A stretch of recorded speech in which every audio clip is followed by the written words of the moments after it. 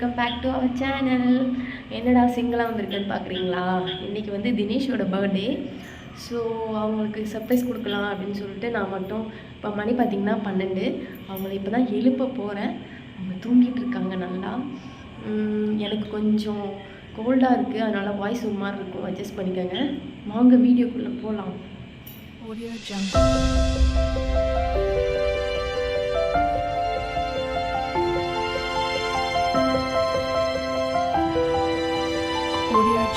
வீடியோக்குள்ளே போகிறதுக்கு முன்னாடி நம்ம வந்து கேக் அரேஞ்ச்மெண்ட்ஸ் எல்லாம் பண்ணியிருக்கோம். அதை எடுத்து வச்சுட்டு அதுக்கப்புறம் அவங்கள எழுப்புவோம். இப்போயும் பார்த்திங்கன்னா மணி 12 ஆச்சு. அவங்க இப்போ தான் லேட்டாக தான் தூங்கினாங்க. அவங்களுக்காக தான் வெயிட் பண்ணிகிட்டு இருந்தேன். இன்னொரு விஷயம் என்னென்னா, அவங்க லேட்டாக தூங்கினனால டக்குன்னு எழுந்திரிக்க மாட்டாங்க. போய் எழுப்பலாம். ஓகே, நாயெல்லாம் வேலை கற்றுது. எப்போ பார்த்தேன் சவுண்டு கேட்டுது. சரி, அப்படியே போய் எழுப்பலாம்.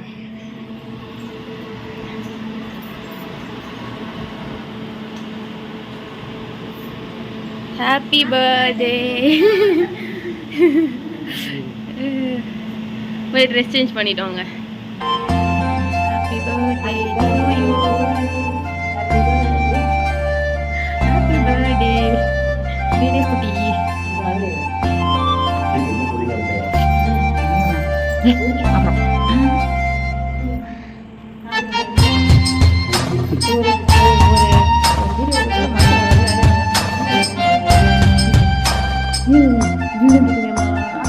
ஹாப்பி பர்த்டேண்ணா. தேங்க்யூ. நைட்டு 12 மணிக்கு சர்ப்ரைஸ்லாம் பண்ணியிருக்காங்க. இந்த வேர்டிங்ஸை பாருங்களேன். என் பொண்ணு எழுதுனது மாதிரியே அப்படியே இருக்குது. இன்னும் ஒரு 2 வருஷம் கழிச்சு அவளே இது மாதிரி எழுத ஆரம்பிச்சிருவா. இப்பயே ஹாப்பி பர்த்டேலாம் சொல்கிறாங்க. ஹாப்பி பர்த்டேலாம் சொல்கிறேன். நாளைக்கு பாருங்கள் இந்த வீடியோ எல்லாருமே. சொல்லுங்கள், இதை பற்றி நீங்கள் என்ன நினைக்கிறீங்க? ஹாப்பியா?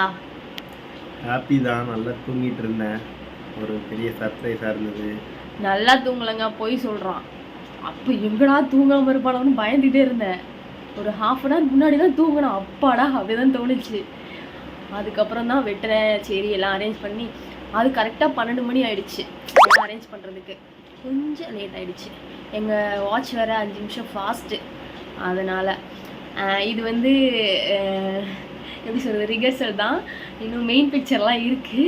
அதே இதோட தூங்குங்க. காலையில் வந்து அடுத்தடுத்த சர்ப்ரைஸ்லாம் உங்களுக்கு இருக்குது. ஓகே, கேக் நல்லா இருந்துச்சா? அந்த கேக்கில் வந்து ஆக்சுவலாக வந்து நான் வந்து எழுத சொன்னது வேறு. என்னோட சிஸ்டர் வந்து அவங்க வந்து அப்படியே உருக்கமாக எழுதி வச்சுருக்காங்க. ரொம்ப சூப்பராக இருக்குது. அதை நீங்கள் பார்த்துருப்பீங்க. நான் என்ன எழுத சொன்னேன்னா, அப்பா நான் தூங்கிடுவேன், அம்மா கூட கேக் வெட்டி செலிப்ரேட் பண்ணுங்க, நான் மார்னிங் உங்களுக்கு விஷ் பண்ணுறேன் அப்படின்னு சொல்லி இனியா எழுதியிருக்க மாதிரி எழுத சொன்னேன். ஆக்சுவலாக இனியாவும் நானும் தான் அந்த கேக் போய் வாங்கிட்டு வந்தோம். அந்த கேக் வாங்கும்போது பார்த்தீங்கன்னா Iniya happy birthday to you, happy birthday to you அப்படி சொல்லி பாடிக்கிட்டே வந்தாங்க. காலையில் எழுந்திரிச்சோடனே என் பொண்ணு அவங்க அப்பாவுக்கு விஷ் பண்ணுறத நான் வீடியோ எடுக்கிறேன். கண்டிப்பாக பாருங்கள். Okay, bye, good night, sorry good morning. காலையில் பார்ப்போம். அடுத்தடுத்த சர்ப்ரைஸ் அவங்க செல்லக்குட்டிக்கு இருக்குது, பர்த்டே பாய்க்கு. ஹாய், மார்னிங் ஆகிடுச்சு. தினேஷ் வந்து குளிச்சுட்டு வந்துட்டுருக்கான். வாங்க அவனுக்கான சர்ப்ரைஸை வந்து காட்டுவோம். ஆக்சுவலாக வந்து ட்ரெஸ்ஸு வந்து நான் பொங்கலுக்கு போகும்போதே நானே எங்கள் மாமியாரும் போய் அவனுக்கு தெரியாமல் எடுத்துகிட்டு வந்துட்டோம். ஸோ ஃபஸ்ட்டு வந்து அதை ஆக்சுவலாக அவங்கள்ட்ட காட்டலான்னு தான் இருந்தோம். பட் ஆனால் காட்டலை. இப்போ நான் எடுத்துகிட்டு போய் கொடுக்க போகிறேன். இதோ அவங்க போட்டதுக்கப்புறம் ட்ரெஸ் எப்படி இருக்குன்னு சொல்லிட்டு கமெண்ட் பாக்ஸில் சொல்லுங்கள். ஓகே, குளிச்சுட்டு வந்துட்டாங்கன்னு பார்க்கலாம். ஓகே, குளிச்சுட்டு வந்துட்டான். வாங்க போய் கொடுப்போம். தினேஷ்மா குளிச்சிட்டியா? இங்கே வா சொல்கிறேன். இங்கே வா, நான் சொல்கிறேன். வா சொல்கிறேன், சீக்கிரம் வா.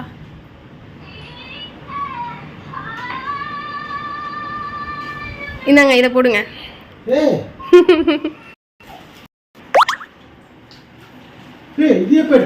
நல்லா இருக்கா? நானும் அத்தைக்கு போய் எடுத்துட்டு வந்தோம். போடுங்க போடுங்க, போட்டு வந்து காட்டுங்க எல்லாத்துக்கும். ஏய் இது எப்ப எடுத்தா எனக்கு தெரியாம? நாங்கள் பொங்கல் லீவில் போய் நானும் அத்தையும் எடுத்துகிட்டு வந்தோம். நான் உன்னை எடுக்காதேன்னு சொல்லி சொன்னேன்ல. நீங்கள் போட்டு வாங்க, நானும் போலாமா புஜ்ஜி? அதை வாங்கி பாரு.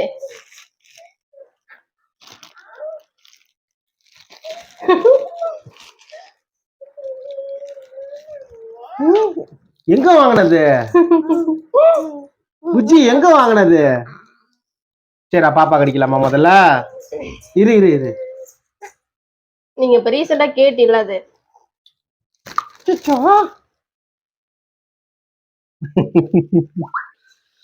பாப்பாக்கு தானே பிடிச்சிருக்கா? ஸ்மெல் மோந்து பாரு.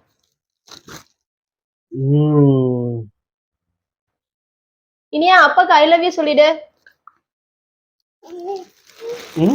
இனியா இனியா பாய் போலாம். அப்பாக்கு ஐ லவ் யூ சொல்லு. போலாமா? பாய். சோடா அவுட்லோ எப்படி இருக்குன்னு சொல்லு. ட்ரெஸ் எப்படி இருக்குன்னு சொல்லிட்டு பாய் சொல்லுங்க. பாய். இப்போ நம்ம எங்க போறோம்? கோயிலுக்கு போயிட்டு அப்புறம் வந்து நான் கொஞ்சம் சாப்பாடு வந்து எடுத்து வச்சிருக்கேன் பாருங்களேன், ஒரு 10-15 பேத்துக்கு. ஸோ அவங்களுக்கு போயிட்டு சாப்பாடு இல்லாதவங்களுக்கு கொடுத்துட்டு வரலான்னு.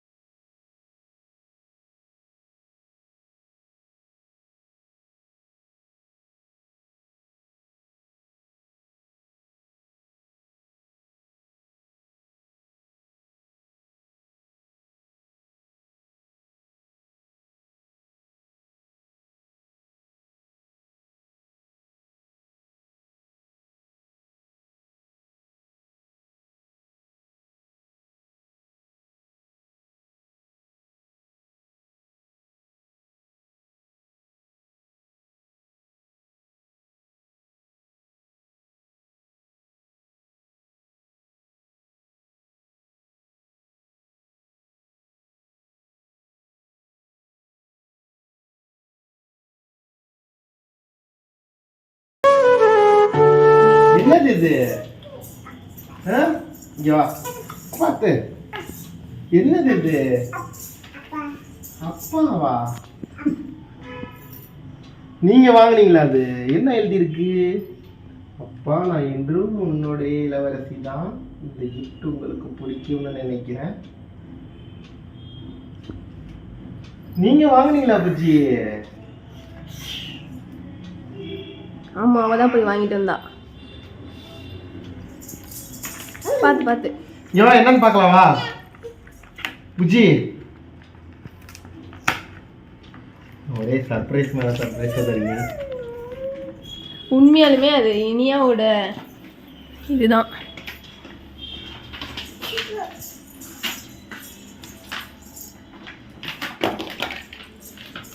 புஜ்ஜி வா, என்னன்னு பாப்போம்.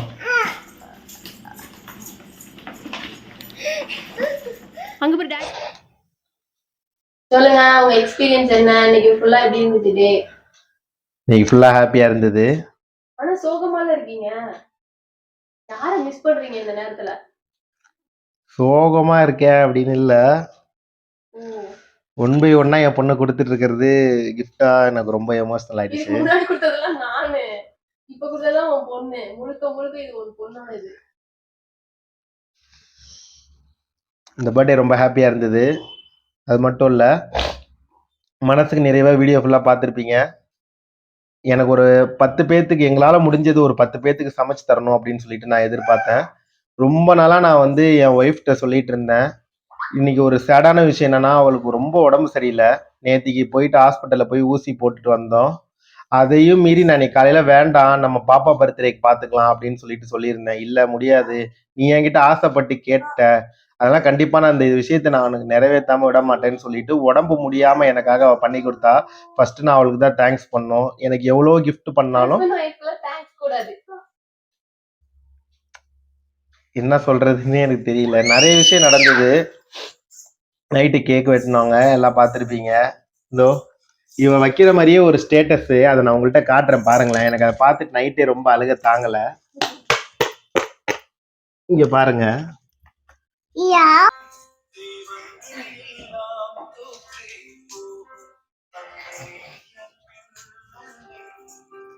ஒவ்வொரு லைனும் எனக்கு பார்த்துட்டு எனக்கு இன்னொரு விஷயம் என்னன்னா, நேற்று வந்து நைட்டு பாப்பா ரொம்ப சேட்டை பண்ணான்னு சொல்லிட்டு நான் அவளை நைட்டாக அடிச்சுட்டேன். எனக்கு அதோட இந்த வீடியோலாம் பார்த்துட்டு இந்த நைட்டு ரொம்ப எமோஷனல் ஆயிடுச்சு. நைட்டு என் ஒய்ஃப் எனக்கு கேக் வெட்டினாங்க. காலையில் எழுந்ததுலேருந்து பாருங்க.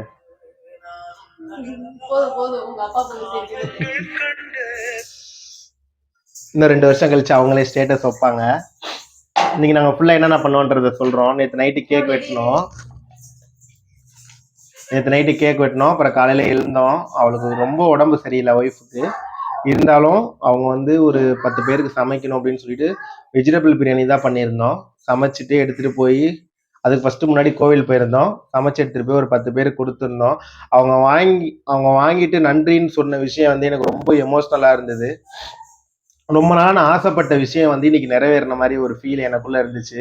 கண்டிப்பா வந்து நீங்களும் எல்லா நாளும் முடியலனாலும் ஏதாவது ஒரு நாள் ஸ்பெஷல் டே இருக்குல்ல, கண்டிப்பா நீங்க அது மாதிரி ஒரு 10 பேத்துக்கு நீங்க உண்மையா எனக்கு ஆக்சுவலா இது 30th பர்த்டே தான் என்னோட மறக்க முடியாத ஒரு பர்த்டேவா இருந்துச்சு. என்ன சொல்றது அப்படின்றது தெரியல. இப்போ போட்டிருக்க ஷார்ட்ஸ் வாங்கி கொடுத்தாங்க என்னோட ஒய்ஃபு. இன்னைக்கு போட்டிருந்த ட்ரெஸ்ஸு எல்லாமே ஆக்சுவலாக என்கிட்ட இந்த மந்த் ரொம்ப டைட்டாக போயிருந்தது. காசு இல்லை, எதுவுமே எடுக்கல. நான் வேண்டாம் அப்படின்னு சொல்லியிருந்தேன். எங்கேருந்து சேர்த்து வச்சாங்கன்னு தெரியல. ஊருக்கு போகிறப்ப எங்கள் அம்மா அப்பா அவங்களோட அம்மா அப்பா எல்லாம் கொடுத்த காசெல்லாம் சேர்த்து வச்சு என் பாப்பாக்கெல்லாம் சேர்த்து வச்சு தான் எல்லாமே எடுத்திருக்காங்க. ரொம்ப எமோஷ்னலாக இருந்துச்சு. இன்னைக்கு நாள் நல்லா செலிப்ரேட் பண்ணோம். ஹாப்பியாக இருந்தது. வீடியோ ஃபுல்லாக பார்த்துருப்பீங்க. ஸோ என்னோட ஒரே ஒரு ரெக்வஸ்ட், உங்களால முடிஞ்சது ஒரு 10 பேத்துக்கு ஏதாவது உங்களுக்கு ஒரு முக்கியமான ஸ்பெஷலான டேல இருக்கும். ஒரு 10 பேத்துக்கு மட்டும் ஏதாவது ஒரு சாப்பாடு வாங்கி கொடுங்க. அவங்க நன்றின்னு சொல்ற விஷயம் வந்து பாத்தீங்கன்னா ரொம்ப எமோஷனலா ரொம்ப சந்தோஷமா இருக்கும். இன்னைக்கு நாள் நான் ரொம்ப ஹாப்பி என்ஜாய் பண்ணேன். ஏன் அப்படி சொல்றாங்கன்னு சொல்லிட்டு நான் சொல்றேன். ஒவ்வொருத்தவங்களும் ரொம்ப நன்றிப்பா அப்படின்னு சொல்லும் போது தினேஷோட முகத்துல பார்த்தேன், ரொம்ப எமோஷனல் ஆயிட்டாங்க. ஸோ அதனாலதான் அப்படி சொல்றாங்க. ஏன்னா நானும் லைஃப்ல வந்து அம்மா அப்பா கூட இருந்தப்ப சொல்லல, வெளியில நான் தங்கி இருந்தப்பெல்லாம் ரொம்ப சாப்பாடு ஒரு வேளை நம்ம பிடிச்ச மாதிரி சாப்பிட்ருக்கோம். ஒரு சில வேலைலாம் நமக்கு பிடிக்காத சாப்பாடாக இருந்தாலும் சாப்பிடாம இருந்து கஷ்டப்பட்டிருக்கேன். அதனால அந்த சாப்பாடோட கஷ்டம் என்னன்றது எனக்கு நல்லாவே தெரியும். ஸோ கொடுத்துறது ரொம்ப ஃபீலாக ரொம்ப எமோஷனலாக இருந்துச்சு. ஃபர்ஸ்ட் ஆஃப் ஆல் என்னோட ஒய்ஃப்க்கு தான் நான் தேங்க்ஸ் சொல்லணும். ஸோ என் குட்டி பாப்பா அவங்களுக்கு ரொம்ப ரொம்ப ரொம்ப ரொம்ப தேங்க்ஸ். உங்களை நான் ஓகே பாய். பாய்.